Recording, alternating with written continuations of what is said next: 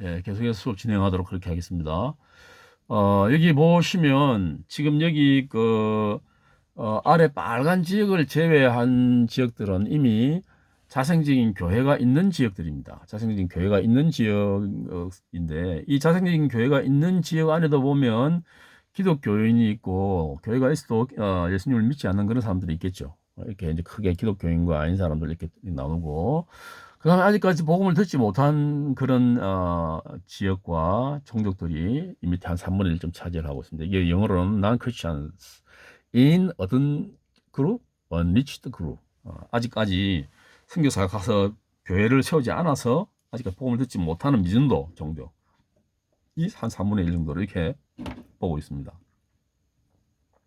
이거는 이제 조금 한 10년 전에 60억을 기준으로 이렇게 했는데 지금도 비슷해요.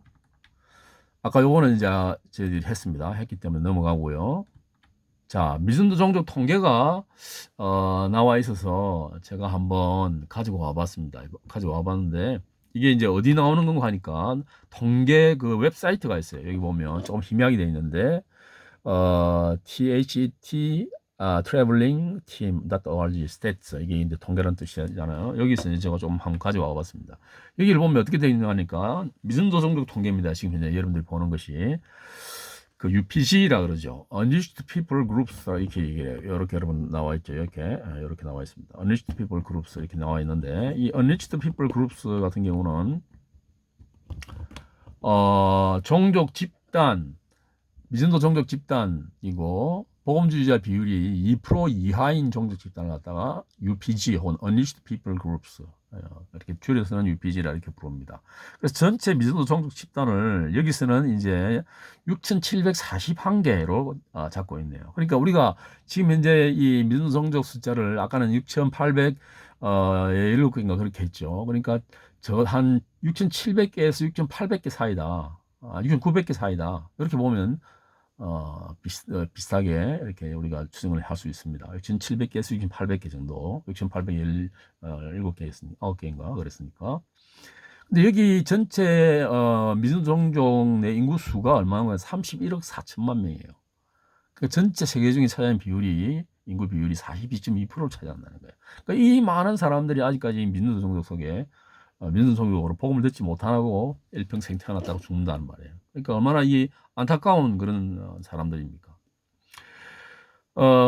그다음에 이제 UP라는 개념이 나오는데 이거는 unevangelized peoples라고 이렇게 얘기를 하고 복음주의자들의 비율이 2%를 넘어나 아직 불신자들이 많은 그런 종족들을 UP unevangelized people 이렇게 이제 부르는데 전체 unevangelized people 수는 얼마냐면 2,792개. 전체 거기에 살고 있는 사람들의 인구 수를 따지면 얼마나 되느냐? 인구 수는 7억 6,400만 명. 그리고 전체 세계 인구 중에 차지하는 비율은 11% 정도로 이렇게 UP라는 개념을 집어넣었어요. 이제 복음주의자냐 아니냐, 복음주의자의 비율이 2% 이냐 아니냐인데 이 종족은 2%로 넘지만은 아직까지 예수님을 믿지 않는다 이 말이죠. 그런 아주 복음을 알고 크리스천들이 숫자가 희소한 그런 종족을 unevangelized 비복음화 종족이다. unevangelized people이다. 이렇게 이제 부르고 있다는 것입니다. 자, 그렇다고 하면 이제 반대로 이제 전도된 종족은 어느 정도 되느냐, 전도된 종족의 통계는 어느 정도 되느냐라고 살펴본다 그러면 전도된 종족의 숫자는 evangelized people groups EP라고 한다 그러면 복음주의자들의 비율이 전체 인구의 2% 이상이 되는 종족인데 전체 이 EP의 숫자는 evangelized people groups의 숫자는 7,058개입니다. 그리고 EP의 인구수는 35억 정도 되죠. 상당히 좀 많죠, 그죠? 인구로는 전 세계 사는 인구 비율은 42%입니다. 근데 여러분 여기 EP 안에도 뭐가 있겠어요? 예수님 안 믿는 사람이 있겠죠. 그래서 이제 아까 우리가 얘기한 이런 그래프가 성립하는 거예요. 이런 그래프가. 그러니까 이 크리스천 여기 안에도 보면 복음주의 EP도 있을 것이고 안 그러면 UP도 있을 거예요. EP도 있고 UP도 있을 거예요. UP 안에서도 난 크리스찬이 있고 크리스찬이 또 있단 말이죠. 그러니까 이 사람들은 이쪽에 넣고 여기 있는 사람들 여기 집어넣고 뭐 이런 식으로 해가지고 통계를 잡아놓은 것이에요. 이거는. 자, 요 지금 여러분 보시는 이 이제 세계 지도가 바로 뭔고 하니까 기독교인들이 주로 분포하고 있는 그런 지역입니다. 기독교인들이 분포하고 있는 지역인데 여기에 이제 여러분 잘 아시다시피 여기가 유럽이죠. 유럽과 러시아 쪽에 이쪽 지역하고 그리고 아프리카 사하라 사막 그 이남 가나라든지 나이지리아 여기 이제 에티오피아라든지 케냐 이쪽에 남아프리카 공화국 뭐 이쪽입니다. 그리고 북아메리카하고 남아메리카 이쪽 그리고 중국과 한국과 필리핀 이쪽 지역이 기독교인들이 주로 많이 분포 있는 그런 지역이다. 이렇게 이제 얘기를 할 수가 있습니다. 그 다음에 이 지역은 이제 어딘가 하니까 이슬람 분포도입니다, 여러분. 이 지역은 이슬람 분포도인데 이슬람권은 주로 많이 사는 데가 어딘가 하니까 여러분 잘 아시는 바와 같이 아까 동남아시아 인도네시아 쪽이 있죠, 인도네시아 쪽. 그리고 여기가 이제 말레이시아가 있고 여기 방글라데시가 있고 북인도입니다. 북인도에 무슬림들이 굉장히 많습니다. 그리고 파키스탄이 여기 있고. 그 이게는 이제 거기 그 아프가니스탄 있고 이란이 있고 이제 중앙아시아 쪽이 있고 그다음에 여기 중동이 있고 터키가 있고 여기 북아프리카 그리고 여기 나이지리아를 비롯한 이슬람아시아와 요즘 이제 동아프리카 쪽으로도 무슬림들이 많이 진출하고 있죠. 우리나라에도 지금 많이 들어와 있고 중국에도 있습니다, 여러분. 중국은 이쪽이 아주 밀집되어 있고 이쪽 지역으로 중국 무슬림이 늘어나고 있는 것입니다. 필리핀도 여기 민다나오 쪽에 이쪽 민다나오 쪽에 그게 무슬림들이 많이 있습니다. 자, 여러분 여기서 보면 우리가 세계 지도를 볼 때 무슬림이 제일 많은 곳이 어딜까요? 예, 무슬림이 제일 많은 곳은 이게 인도네시아라는 나라입니다. 이게 인도네시아입니다. 아까 우리가 지도를 봤죠. 그 자바섬이 있고 칼리만탄이 있고 솔라웨시가 있고 또 이리안자야가 있고 그런 지역이죠. 그게 제일 많습니다. 인도네시아 인구가 2억 7천만 명이니까 거의 한 80% 내지 85%가 무슬림이란 말이죠. 그러니까 세계에서 무슬림 인구가 제일 많은 곳이 인도네시아입니다. 두 번째는 어딜까요, 여러분? 여러분 여기 파키스탄하고 방글라데시 인구 굉장히 많습니다. 그런데 인도 북부에도 엄청 많아요. 그러니까 인도는 13억 이상의 인구가 살고 있으니까 이슬람 무슬림의 비율이 12% 정도 돼도 엄청나게 이 무슬림이 많은 거예요. 그래서 2위가 인도입니다, 여러분. 3위가 어디겠어요? 3위가 그 왼쪽에 있는 파키스탄입니다. 파키스탄.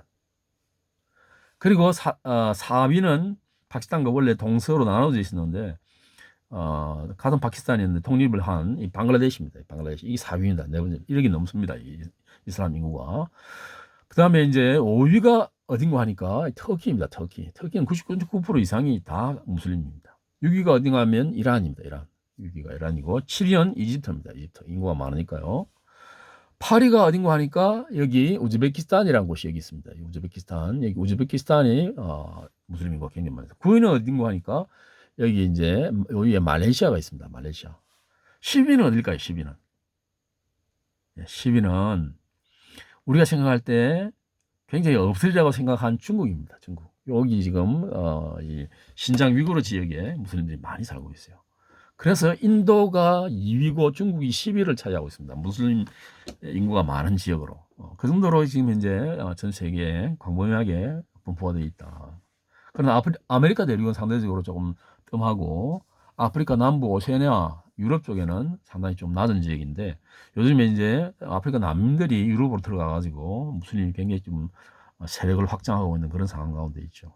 그래서 이 무슬림들이 선교 전략은 뭔가 하니까 이 현지에 들어가서 정착하고 결혼해서 해서 아이를 많이 낳는 거예요. 그렇게 해서 무슬림 인구가 지금 급속하게 팽창이 되고 있는 것이죠. 기독교가 4배 정도 증가할 때, 이 1900년에서 2000년까지 무슬림은 7배 정도 성장을 하죠. 기독교보다 훨씬 빠르게 성장하고 있는 것이 이슬람교도들이 성장하고 있다는 것입니다. 이것은 지금 이제 불교도입니다. 불교도들이 분포되어 있는 지도인데, 불교도에 이제 여기가 이제 제일 불교도가 처음 시작한 곳은 여기 이제 네팔 밑에 시킴이라는 곳이 있는데, 그러나 그 문화가 꼽힌 곳은 태국하고 그겁니다. 이 스리랑카입니다. 스리랑카. 네, 그리고 태국 그 옆에 있는 이제 캄보디아가 있고 베트남이 있고 중국도 있고 그다음에 한국, 일본, 대만 이런 나라들이 이제 불교 국가를 이루고 있는데 성장률은 이 세계 3대 종교 중에서는 제일 성장률이 낮은 곳이다 이렇게 볼 수가 있어요. 그러나 이제 이 인도도 그렇고 뭡니까 저기 일본도 그렇고 태국도 그렇고 굉장히 이 불교가 다른 신들을 많이 들여가지고 혼합주의화되어 있습니다. 그래서 이 굉장히 선교에 힘든 그런 여건에 있는 것이 불교권이다 이렇게 볼 수가 있습니다. 자, 힌두교권 같은 경우는 여기 지금 이제 인도하고 여기 네팔이란 두 지역이 중심 지역인데 굉장히 힌두교로 그러면 인도라고 생각할 정도인데 사실은 힌두교의 출발점은 네팔입니다. 아까 불교의 출발점은 어디로 했죠? 네팔 바로 밑에 있는 시킴이라 그랬어요. 근데 힌두교의 출발점은 네팔입니다. 네팔. 그러니까 아마 거기 그 히말라야 산맥이 쭉 있으니까 사람들이 굉장히 그런 경건한 마음을 가진 사람들이 많이 있었던 것 같아요. 그래서 성경에도 네팔이 나온다. 성경 네팔이 범죄하면 찍어버리라. 그랬다고 그렇게 우리 학생들이 발표하면서 그런 이야기를 한번 하더라고. 우스갯소리인데 어쨌든 이 네팔에서 네팔과 인근 지역에 있는 시킴에서 힌두교와 불교가 나올 정도로 종교적인 근원지가 된 곳이 바로 네팔과 시킴이다. 인도 북부다. 그렇게 얘기를 할 수가 있습니다. 자, 그래서 기독교가 아닌 세 종교, 이슬람, 불교, 힌두교의 집중도를 보면 색깔을 이렇게 표시할 수가 있습니다. 이슬람교는 좀 진한색으로 되어 있고, 불교는 초록색으로 되어 있고요. 힌두교는 노란색으로 되어 있어요. 연두색하고 노란색으로 되어 있는데, 그렇게 여러분들이 보시면, 이들이 다 뭐냐면 미신도 종교들이거든요. 그걸 한 그림을 보면 이렇게 됩니다. 이렇게. 미신종교입니다. 유달리 미신종 집중력이 북한하고 인도죠. 인도가 크리스찬도 많지만은 굉장히 미신종족이 많은 인구가 워낙 많으니까 그런 지역이다 볼 수 있습니다. 상대적으로 중국 해안 지역은 좀 약간 희미하게 나와 있죠. 왜냐하면 교회가 많아요. 중국 크리스찬도 많고 1억 2천만 명이 되니까. 그래서 이제 기독교 지역과 비기독교 지역을 교차시켜 놓아 보면요. 지금 이제 기독교와 비기독교가 부딪히는 곳이 어딘가 하니까 유럽 내부, 그리고 이쪽 지역, 이쪽 지역. 아프리카 여기 겹치는 이런 부분. 여기 뭐 필리핀도 그렇고요. 이런 지역들이 인도네시아도 마찬가지입니다. 기독교 지역과 비기독교 지역이 교차해가지고 서로 분쟁이 발생하는 그런 일도 빈번하게 발생하는 것이 바로 이것을 보여준다는 것입니다. 아까 얘기한 전방개척 지역 12권역인데 중국 내지 중국 변방, 인도, 차이나, 동남아 무슬림, 힌두권, 스나마 무슬림, 그다음에 중앙아시아, 페르시아, 카스피에, 힌두권 플러스 남아시아 무슬림, 아라비아, 그다음에 레반트, 북아프리카, 카스피아 플러스 페르시아 플러스 카스피아 중복 지역, 그것도 이렇게 해가지고 12권역으로 나눠서 전략적으로 접근을 하고 있다. 왜 이렇게 나눌까요? 공통성을 가지고 있거든. 공통성을. 공통성을 가지고 있는 지역을 집중적으로 연구를 해서 그 지역 특성을 알아내고 그 지역 특성을 가지고 미전종족 선교를 감당해 나가는 거예요. 그래서 미전종족 선교를 하기 위해서는 지역이 어떤 성향을 가지고 있고 어떤 특징을 가지고 있고 기독교 분포는 어떻게 되어 있는지 그 종교는 어떤지 그 사람들의 문화는 어떤지를 잘 파악해야 돼요. 그렇게 하려면 어떻게 해야 될까요? 연구 조사를 해야 한다 이 말이죠. 그래서 미전종족 선교를 하려 그러면 세계 지도를 많이 보고 세계 지도에 어느 나라들이 아직까지 미전종족으로 남아 있는 것을 잘 살펴서 그 나라들에게 역량을 집중하는 그런 일들이 일어나야 됩니다. 우리가 생각할 때 이쪽 아까 14, 10장은 여기서 끊겼거든요. 여기서. 근데 동남아 무슬림, 인도네시아 이쪽에는 인도네시아, 말레이시아 쪽도 굉장히 많은 무슬림들이 살고 있는 세계 최대의 무슬림 지역이라고 볼 수 있는 곳입니다. 물론 제일 많은 곳은 여기죠. 여기가 이제 힌두권과 스나마 무슬림 이쪽이 힌두권 플러스 스나마 무슬림 지역, 요 지역이 제일 많습니다. 그리고는 동남아 무슬림. 하나만 본다 그러면 요 지역보다는 요 지역이 훨씬 많죠, 인구가. 제일 많이 무슬림들이 살고 있는 지역이다. 이렇게 얘기를 할 수가 있습니다. 주요 국가 미전도 종족 수를 한번 보십시다. 주요 국가 미전도 종족 수를 보면, 요거는 지금 이제 특별히 서남아시아하고 중국을 이렇게 중심으로 이렇게, 해놨습니다만은, 중국, 주요가 민족 종족 수를 보면 인도 같은 경우는 총 민족 수가 2,332개입니다. 여기 계십니다. 굉장히 인종이 복잡하게 되어 있습니다. 이 민족 종족은 2,082개가 되어 있고요. 중국 아까 얘기했죠. 499개, 500개 지금 넘어요. 이 500개 정도 종족 중에서 406개가 지금 이제 민족 종족으로 남아 있습니다. 파키스탄 여기입니다. 이게 파키스탄인데 이게 크기는 얼마 안 돼 보이지만 총민족이 401개나 돼요. 그 중에서 380 몇 개가 민족으로 남아 있습니다. 굉장히 보고마가 절실한 지역이라 볼 수 있죠. 방글라데시도 마찬가지예요. 이게 또 인구가 종족 수가 370개입니다. 조그마한 곳입니다. 여기입니다. 여기. 인구가 뭐 1억이 넘죠. 1억 거의 한 5천만 정도 되는. 이 파키스탄은 2억이 좀 넘습니다. 방글라데시는 336개 민족 종족이 있습니다. 네팔 여기 있다고 그랬죠. 아까 힌두교가 있고 네팔과 부탄 사이 여기가 시킴입니다. 시킴. 네팔에는 315개의 종족 중에서 292개의 미존 종족이 지금 이제 있다. 그렇게 이제 됩니다. 그래서 여기 보면 이쪽 그 중국이라든지 그 동남아시아, 이게 서남아시아 쪽에 미존 종족이 굉장히 많이 분포되어 있다는 것을 우리가 알 수가 있습니다. 이게 이제 큰 불균형인데 The Great Imbalance라 되어 있죠. The Great Imbalance다. 왜 Great Imbalance냐? 자원이 굉장하게 이 불균형적으로 배치가 되는 기독교 선교 자원이 지금 그걸 이야기를 하고 있는 것입니다. 아까 여기 나왔던 그 그림을 좀 더 자세히 보면요. 미존족 여기 있는데 이쪽으로 옮겨가지고 보면 이거는 이제 그 1990년도에 그 상황이고 2000년도의 상황이고 이는 2010년도의 상황이에요. 이게 상황이. 자, 여기 보시면 종족 수로는요, 교회가 있는 종족이 14,000개, 없는 종족이 10,000개, 이렇게 했습니다. 비기독교인 비율을 따지면요, 이쪽 지역이 전체 세계 인구의 50%, 난 크리스찬, 기독교인이 아닌 사람들이 살고 있고요. 이쪽 지역에 기독교인이 아닌 사람들이 전 세계 기독교인의 50%를 차지하고 있어요. 그리고 선교사의 분포를 보면요, 이미 교회가 세워진 지역에 74%가 들어가서 일을 하고 있어요. 그리고 미전 선교안에는 26%가 이렇게 들어가서 일을 하고 있단 말이죠. 원래 여러분, 이런 상당히 좀 문제가 있겠죠, 그죠? 문제가 있어 보이죠? 사실은 거꾸로 돼야 되겠죠, 이렇게. 그러니까 미전 종족의 선교사들이 많이 들어가고 이미 교회가 있는 지역은 지역 교회 사역자들이 교회를 양육하는, 교인들을 양육하는 그런 교회 시스템이 되어야 되는데 선교사들이 오히려 교회가 있는 지역에 많이 들어가 있다는 거예요. 그래서 저희 전체 거의 한 1.1% 정도는 다 크리스찬인데 여기에 아주 헌신된 크리스찬들이 11.2% 전체 세계 인구에, 그리고는 교회만 왔다 갔다 하는 사람들이 20% 정도 되고, 그리고 교회가 있지만은 교회 다니지 않는 난 크리스찬들의 비율이 36.1%. 그다음에 이제 아직 아예 복음을 듣지 못해서 믿음 정도 남아 있는 사람들이 32.8% 이렇게 되어 있습니다. 그리고는 10년이 지나고 난 이후에 다시 조사를 해보니까 종족 수는 거의 똑같죠. 그런데 여기가 2,000이 줄었어요. 8,000개가 미전 종족으로 남아 있고요. 2,000개 그동안 10년 동안 2,000개 안에 교회를 개척해서 교회가 활발하게 재생산을 하고 있다는 뜻이에요.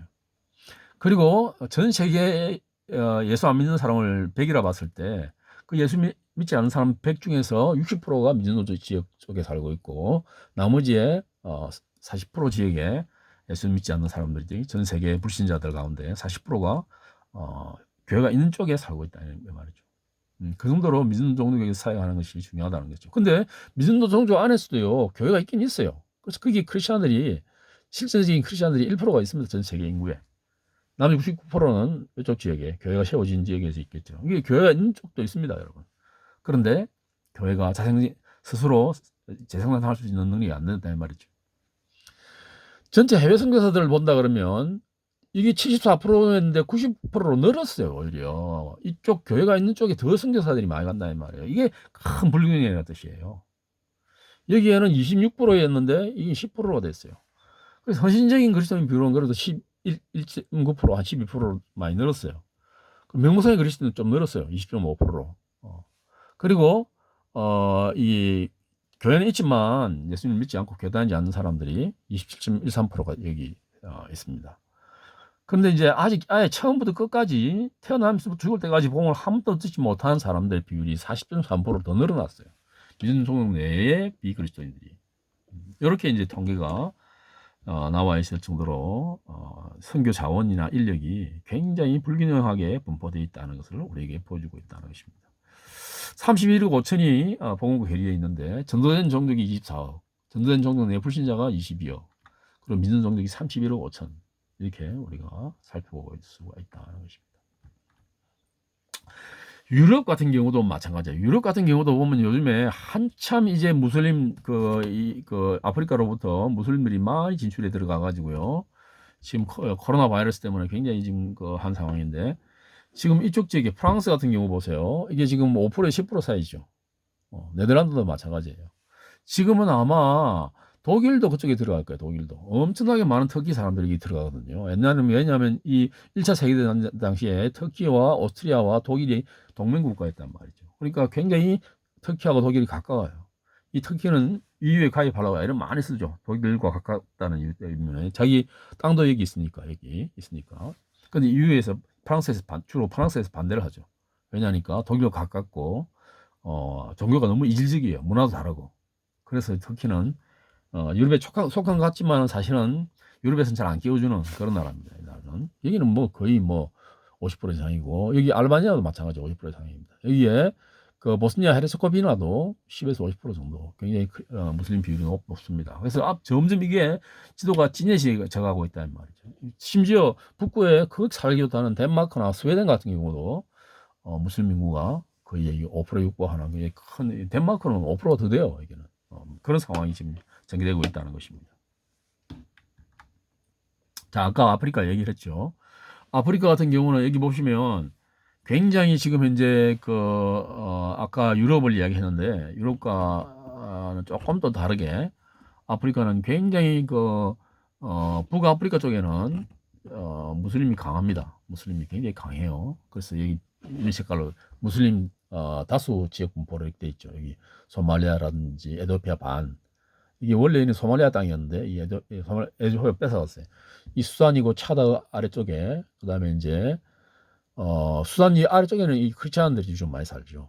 크리스찬과 이슬람들이 막 싸우고 있는 쪽인데, 차드, 니제르, 말리, 기니, 세네갈 이쪽은 이제 그겁니다. 무슬림이 많이 요 북부도 무슬림이 굉장히 많이 살고 있는 지역입니다. 복합 지역은 여기예요. 여기 이제 기독교 지역이고, 요 빨간색으로 되어 있는 이 부분입니다. 무슬림과 기독교인들이 같이 살고 있습니다. 그러니까 어떤 현상이 생기겠어요? 부딪히고 분쟁이 생기겠죠. 그런 현상들이 지금 나타나고 있는 것이 아프리카 지금 현재 대륙의 현실이다 하는 것입니다.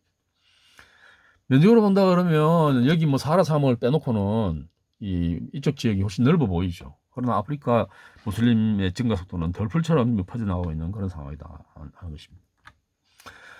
자, 이거는 이제 나중에 여러분들이 이제 공부를 할 때 단일 문화권에서 이 교회 다니는 사람들이지만 예수를 안 믿는 사람들 에게 보험 전하는 거, 그다음에 단일 문화권, 한국이면 한국 내에서 보험 전하는 거. 또 종족 입장에서 볼 때 자기 종족 내에 교회가 있고 자기가 교회가 다니고 있는 사람은 비제로, 자기 종족 내에 교회가 있는데 자기가 안 나가는 사람들이 비원. 그리고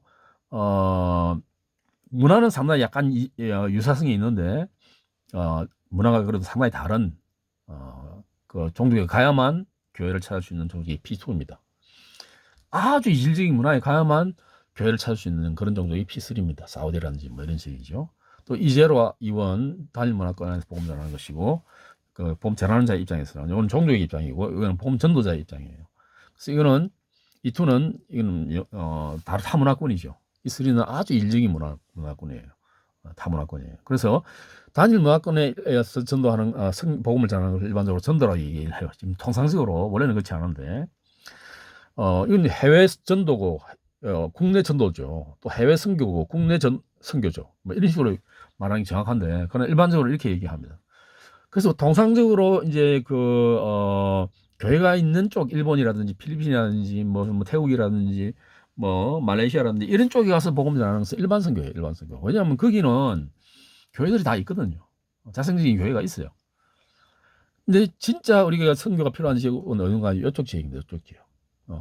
그쪽 지역은 교회도 없고 태어나 죽을 때까지 이 이슬람 사고만 바라보고 살아서 예수 믿는지 모르고 이런 사람들이 살고 있는 곳이 곳에 가서 복음 전하는 것이 전방개척 선교입니다. 얘기입니다. 그래서 전방개척의 관점에서 본다 그러면요. 지금 여기 줄로 표시해 놓은 이쪽 지역이 가장 시급한 선교 지역이다 볼 수가 있어요. 물론 여기 인도 쪽에 라든지 저기 동남아시아 그 인도네시아도 다 포함이 되겠지만은 이렇게 우리가 그 볼 수가 있다는 것입니다. 자, 일단 여기서 이제 강의를 이번 시간은 종료를 하고요. 또 다음 시간에 또 계속해서 살펴보도록 본격적으로 미전도적 개념과 그 이후의 부분들을 살펴보도록 그렇게 하겠습니다. 수고하셨습니다.